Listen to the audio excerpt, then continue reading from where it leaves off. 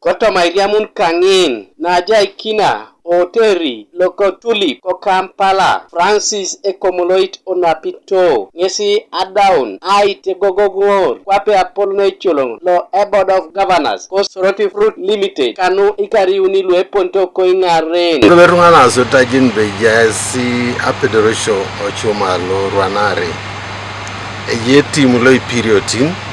veda utai Asekun liso maite ngine para doso lubi anopo ni jaikini ajokoto iraisi to alwebe ta chokokis so na so dit buna isoma na timu le jeni webe ta som we show me tos akiroso na gala isolu e chokokis anyin be itami abongokin aimonye na itonga lo teso na dauka ebe obo pona yauna Acuuma takani chudi torjo roto dangina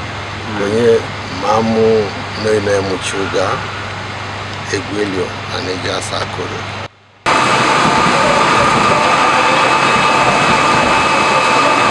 President loko Uganda Yoweri Kaguta Museveni neserasi atomonauni olapa longone okari lukumniare keditamona kanyangon abu itega Acuuma loko Soroti Fruit Limited kanu ageun aijanakin atekerna koteso Julius Martin Ekom loda idaroro ikwape CEO kotoma Acuuma kangol nesi keontebe erasi aina peta anyinebe Acuuma ngesi yata kini aina petanu aitolom imaten ibo we noino ina nyitungo in mam kapan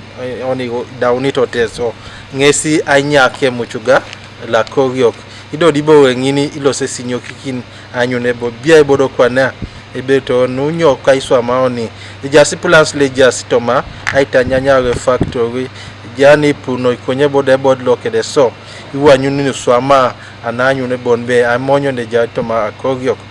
down on ichuti Acuuma lo Soroti Fruit Limited nesi abu apugan nako Korea oduta imilioni ni kanyare chunya kanyauni oras luka dollars kanu aitegare Acuuma ngol loda kwana ijana kini teso kowailo aitolom imaten Soroti Fruit Limited Gabriel Esiku Kanuka TV East Koibuga Soroti